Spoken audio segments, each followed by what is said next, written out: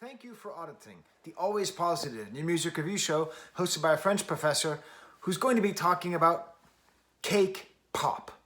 Cake Pop with their album Cake Pop 2. If you don't know about Cake Pop, it is formed by 50 gecs. That is to say, half of the St. Louis super electro hyperpop group 100 gecs, Dylan Brady, with other assorted musicians from the city of St. Louis or its environs. As I've spoken about before, I have an interesting relationship with the history of St. Louis, but I don't want to get into that now. I want to talk about Cake Pop. I want to talk about Cake Pop 2, but I also want to talk about Cake Pop. This is an actual Cake Pop. I went out and bought this for this video. It's not part of my usual thing. Of course, I had to buy two, seeing as I'm reviewing Cake Pop 2. And I'm an old man. I'm in my 40s, and I want to tell you young people something about Cake Pop. If you are less than 20 years old, Cake Pops have been a part of your whole life. You've never known a time where this confectionery delight existed. This is very new. They didn't used to make Cake Pops. And if you're older like me, you see a Cake Pop and you find something vulgar, something excessive, something disgustingly too American and gauche about a piece of cake married to a lollipop with this sugary coating and on the inside a cake. It's too much. We already have cake in cup form. We now need it in lollipop form. Why am I talking to you so much about Cake Pops? Because Cake Pop is Cake Pop. The way that I feel listening to Cake Pop music is very similar to the way I feel eating a Cake Pop. I'm initially turned off. It's too new. Yes, we had pop songs, we had electronic songs, we had avant-garde songs before, but this whole Geckaverse, this whole world of hyperpop, it's too much auto-tune, too much aggravation. It's just not there for me. But then, when I think about a Cake Pop, when I think about this music, and I actually listen to it, and I actually eat it, whoa, that is sweet. But it's different. It's actually not too bad. I mean, how different is that really from a piece of cake? I like cake. How different is that from a lollipop? I like lollipops. It's not that different. I would argue that is a good metaphor for the band Cake Pop and their album Cake Pop 2. And I better get it right on this take, because I'm not going to be doing multiple takes and just eating unending Cake Pops. Cake Pops. I think it's a fun way to think about the band, because I never really had a Cake Pop before. I saw them and I thought they were gross, and I ate them and now I enjoy them. And this band, which might seem like it's in bad taste, it might seem like it's just too commercial, too modern, too just badly put together, is actually wonderful. This album is definitely my favorite product of any of the Geckaverse. That includes their album, that includes their remix album, that includes everything. I love what I'm hearing. But it could be that I'm just getting used to it. You see, I didn't pay attention to music between 2002 and 2018. And during that time, a lot of these things were developing, and a lot of different sounds and things were getting pushed out there. So when Cake Pop 1, their first album, Cake Pop, came out in 2015, I never heard it. And so I didn't know. So I wasn't getting ready for this. So I've just been like smacked across the face with all this hyperpop stuff. And the auditors, the people who watch this show, love it. And they keep telling me to do it. And what I've learned is that the more I'm exposed to it, the more I enjoy it. The less gauche, the less disturbing. The more I get it. The more I get the Cake Pop aesthetic. And what is the Cake Pop aesthetic? It's aggressive and childish. That's one way I would put a lot of this hyperpop stuff, where like a Cake Pop itself, it is aggressively sweet, but also childish, sort of intentionally silly, kind of winking, a slight hip-hop influence, auto-tune taken to its absolute extreme, to the point where it becomes art. It goes beyond just trying to correct someone's bad voice and becomes a different kind of instrument. Very staccato rhythms. That slight hip-hop influence, slight DJ and techno influence, and constantly infusing everything with aggravating sounds, things that make you bothered. Playful lyrics that are often about partying too hard, maybe a little too many references to hard drugs that I don't like. I actually was realizing, is cake pop secretly like a drug reference? Is that something? Is cake pop like really ecstasy and I don't know and I'm just some old man? I don't know. Some commercial themes talking about being rich, but it's never quite clear. It's never quite clear if like that's actually what they're, I'm sorry, I'm getting cake pop in the back of my throat. I need to clear it with some coffee. That food is too rich to eat on screen. You know, like they talk about these kind of commercial values and the values of being rich, but it's never quite clear how sincere they are. This album in particular, I like more because it seems to hit the sweet spot between danceable, fun pop and aggravating avant-garde sounds. The one thing I would say, the most clear sound effect, the most clear structure that they use is on keyboards. There are certain settings that you can't play more than one note, right? Like if you play, usually on a keyboard, if you play more than one note, it makes a chord sound, you know, da, where it has the at the same time, da. Some keyboards, they force you to only be able to play one note at a time. And so that can be cool because you can hold on to one note.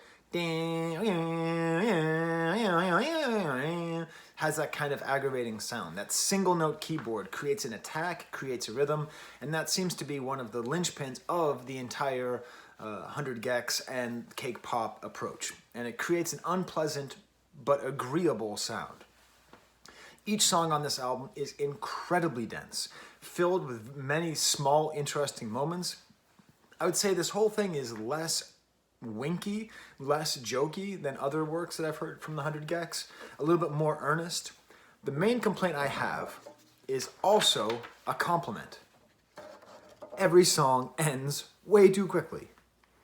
I was talking about this with my son, you know, who's a big 100 gecs fan, and he was saying that like that's what they do too, that their first album is really short, and most electronic dance music artists, they just push things out. They just 4 or 5 minutes, keep the jam going, keep dancing.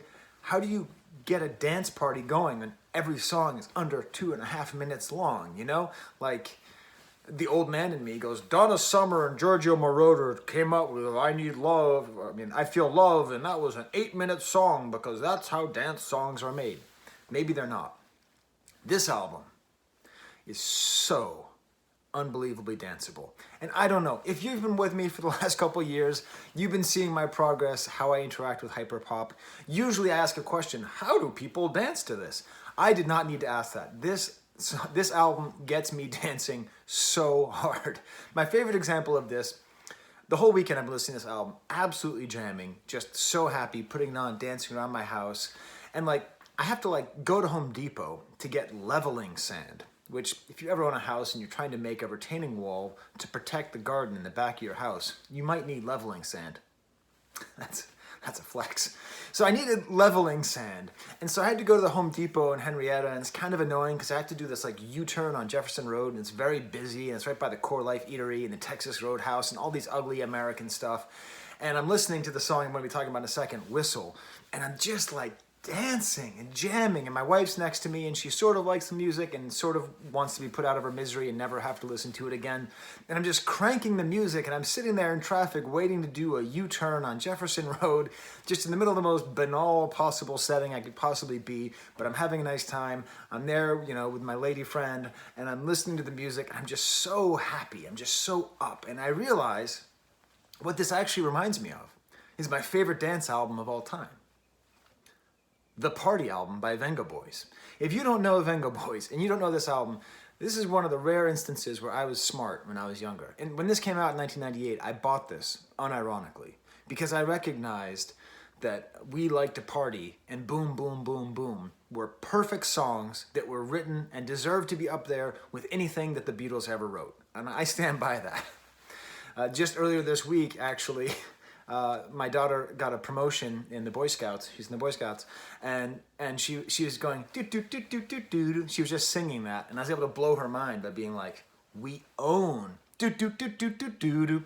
And much like Vengaboys, Cake Pop has this really bright, brash, dancey feel. This sense of just like unending exuberance and youth, and a complete disregard for taste. A complete disregard for that which a professor who can lecture you for a couple hours about different French cheeses from different regions, how I would react to something like this when you get inside of it, when you get inside of the Cake Pop and really get into it and really see what it all sounds like. So, I loved it. I love dancing to it. But did it have to be so short? Let me give you an example of this album and what I love about it. I'll put a link to it right up there. The song is called Whistle. It was hard for me to choose my favorite track off this album because almost every track got me dancing, got me moving around, got me happy. Whistle is a great example of the way that Dylan Brady, the 50 Gex, who is co-producing this, who produces this whole album, just is able to create so many nice things with rhythms. Like there's this weird sound, and then just this count a couple, count a couple, count a couple dollars, just constantly using this throwaway lyric, but count a couple dollars, and then it gets pitched up higher with the auto tuner, and then we have kind of like a yay sound, which reminds me of J Electronica, and then a cool whistle comes in. I don't whistle very well, plus I just ate cake. You can't eat cake and then whistle.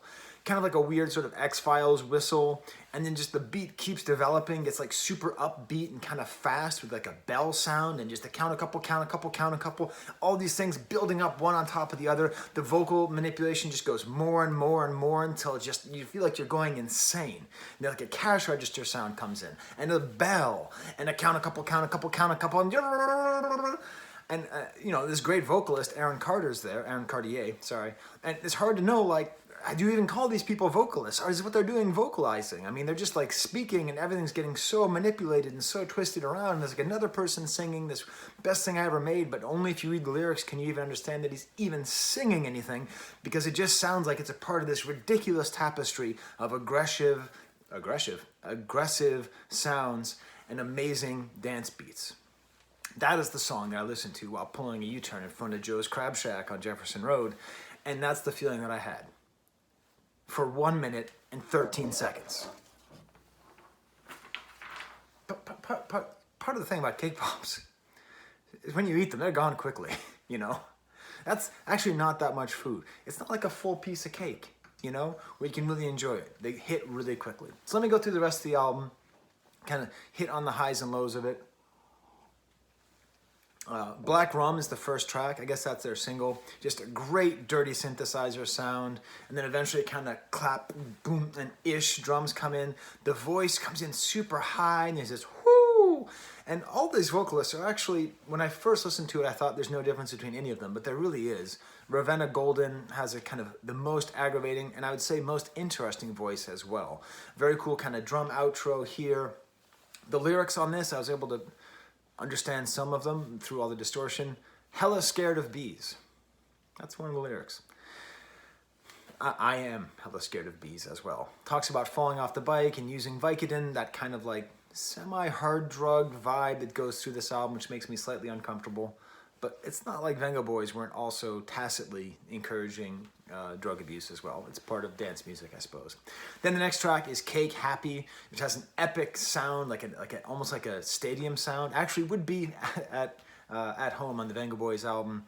It drops out nice, and I just wrote in here. I don't write a script; I write notes, and I just wrote this. Dylan Brady rules. That's just how I felt. I just felt that way, and maybe you feel that way too listening.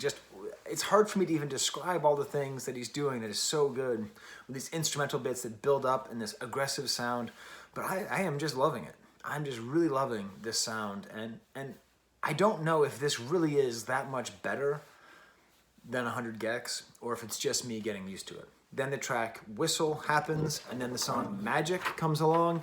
And Magic is the most kind of consciously rap. It sort of reminds me a little bit of like Future or any of those like rappers who come on with an auto-tune and start off with like, it's like a weird thing that they've been doing the last 10 years. Just sort of, right? I'm talking about, you know, stacking money, whatever. Cool, more woo sounds, cool sirens in the back. What's cool is it builds up a lot of tension and cuts it out just with the bass. I like it because it's sort of a rap song, sort of a trap song, but still in this weird kind of bizarre world. And I should mention that the sort of the imagery of the album is the people in Cake Pop, dressed in like mascot, like food mascots, kind of like the Fruit of the Loom characters. Like one's a piece of cake, one's a piece of cheese, one's a lobster. It's kind of this weird sort of food, kid-like imagery. And even in the lyrics, bunny, carrot, peanut, rabbit, all the cheese, I gotta have it. You know, just not particularly clear what they're saying, but it has that aggressive and childish quality. Gee, why would kids like this? Why would young people like things that are aggressive and childish? That's the best stuff when you're young. Next track is called Ether. This is a bit of a tangent on the album. It uses the actual Amen drum break that is the foundation of all jungle music. At a certain point later, we get sort of kind of dirty garage womp womp womp sounds over the jungle beat. But then it's mixed in with almost like a 50s style sound, almost like kind of like 50s style box chords, like almost an old-timey rock lyric and singing, and then mixes in with a boom bash ending with some video game sounds. So much happening. Candy Floss is the low point on the album. I don't have any Candy Floss to show. It's kind of an oddly cheesy song. I do like the faux horns that are used here, but just this lyric, I like that it ends with kind of like horns and strings. That seems to be an attempt at something of a ballad. If there can be a ballad in the Geckoverse, I think this is it. But I find the auto-tune on this the most annoying because it is the least apparent. Like when they use auto-tune and it's so in your face, it makes it less annoying to me. And if it's bothering you, I am going to finish this at the end of the video, so you want to hang around. I am not going to eat this. This flavor is cookie dough. That's too far for me. That's too far. I think I'll give it to my kids. That's just, that shouldn't be a flavor. Next track is Satin Bed Sheets. Oh my God, I love this song. I love this song. This is a good example of how much Dylan Brady is able to do in under 2 minutes. So many different sounds. It has that sound that DJs use all the time. It's like a faux siren sound. I wonder where it comes from. I don't know, but I love hearing it. This is almost a posse track. I think all 5 members make an appearance on this song. But again, their voices are so pitched and squirked and flimped. You know, all them sclounched are completely draxed to the point where I can't tell who's singing what, but I think that's intentional. Although, I always come back to liking Ravenna the most. Maybe it's because the female voice, she has a very consistent, the most aggravating, the most changed sound. You left me alone, sour on my tongue, sweet like bubblegum, living while we're young. Don't know what to tell you when I don't know nothing. I like that lyric. Weird instrumental outro, kind of weird and sweet. Boom. Another one of my favorite tracks on the album. Do you understand this album is under 20 minutes long and there's like 7 songs? I'm like barely keeping up with it. I think there might be 8 songs, there might even be more. There's a lot of music on here. Boom has kind of the Hudson Mohawk epic low horns. And very simple, very poppy. Dylan Brady himself sings this line about the radio being on and his friends not being able to stop him. And let the speaker go, boom, boom, boom. I mean, come on. I dare you, okay? You're sitting at home, put on the song, Boom, and I'm not going to give you a link. You have to find it yourself. Find the song, Boom. Crank it up in your house and listen to it. And tell me that boom, boom, boom, hear the music go, but you just can't stop it. It's worth mentioning. It's the second best dance song with the title Boom. Of course, the first is Boom, Boom, Boom, Boom, I Want You in My Room. Let's spend the night together from now until forever by Vengaboys. But it's a great, great feeling. Just boom. You know, it's all about the power of music and the power of dancing. And I like all the verses on here as well. Pombachu is the next song. Is that a reference to Bomba Chews in Zelda? The cool, like, bombs that you send off and it's... I don't know. Very weird sounds. They make a reference to Ja Rule. And I've watched a lot of those documentaries about the Fire Festival, and I had to like explain to my wife how insignificant Ja Rule is and how annoying it is that he's as famous as he is. I've always hated Ja Rule, way before it was cool to hate Ja Rule. This song goes completely bonkers at the end. Like, there's like this whole section with like 6 or 7 different like 5 to 10 second bits that are completely different. It sounds like Dylan Brady is just showing off. Because each one of these songs, each one of these little sections could be their own song, could be the basis of everything.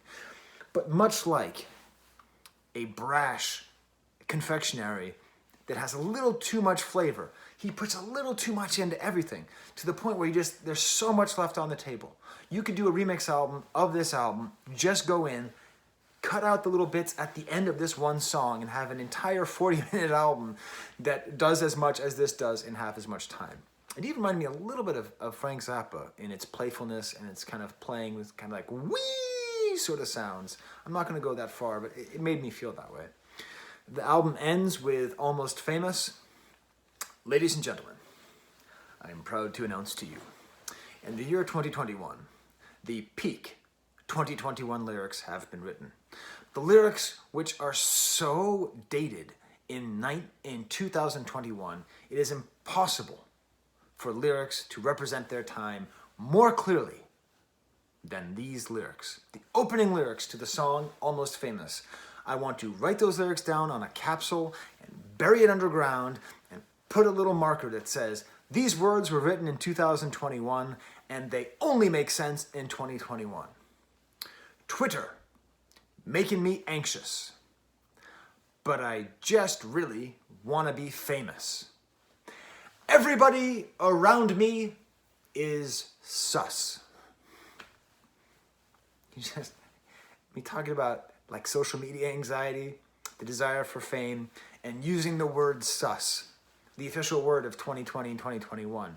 Just great. It's a great song, lots of dynamics. It gets quiet, gets loud, blown out bass at times, gunshot sounds, which I'm always ambiguous because like guns bum me out because usually when guns go off, often when guns go off, people get killed or hurt. I can't disassociate the sound of guns from people getting killed and hurt. But it does create a lot of great dynamism. It's a great percussive sound. It sort of ends with a sort of Kanye-esque piano and sung lyrics before just going into weird sounds. So there you go. There is my review of Cake Pop. It is Cake Pop, and it's, frankly, it's better than this. Because I would not want to eat this again. And I may not want to listen to Cake Pop every day, but I'm very happy that it exists, and it is very good. These are my Patreons. It's the beginning of the month. Happy May Day, by the way, if you celebrated yesterday. Workers deserve more respect than they get. If you, like me, work. I hope we had a nice day yesterday. These are my Patreons. I'm going to be using the money that they gave me last month, and I'm going to be buying albums. I'm going to take all the money they gave me and use it to buy music. I think I'm going to buy La Femme and Weezer. Those are the 2 albums I want to buy. So thank you to all of these people here for all of the help that they give. And of course, my double special patron, I put the accents on there. Thank you very much. It's very fun. I put like little videos on there. I put a video on there last week where I talked about a Nirvana bootleg tape that I had. That's like an interesting object. There's bloopers on there. There's little extra thoughts that I have. This week, I'm going to be doing a video about Lil Yachty Reese's Pieces cereal. So you can look forward to that. Okay, well, the only thing I have left to do is absolutely finish this and let the speakers go boom. There's the camera.